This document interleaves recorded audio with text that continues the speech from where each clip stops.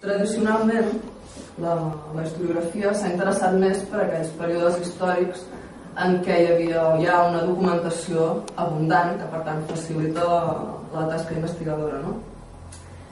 I en canvi, això ha fet que aquelles èpoques en què hi ha manca o poca documentació doncs s'hagin deixat una mica de banda, i no només s'hagin deixat de banda, sinó que fins i tot s'hagin tractat de forma inclús pejorativa, no? Normalment se'ls han posat adjectius com època fosca, edat obscura, no? O sigui, amb una càrrega negativa important. De fet, l'edat mitjana en si ja és pejoratiu també, perquè es considera que és una edat mitjana en el sentit intermèdia, no? Com un pas entre dues èpoques que es consideren millors, l'antiguitat i la il·lustració. Ara bé, clar, la presència de documentació és en si mateix una cosa positiva.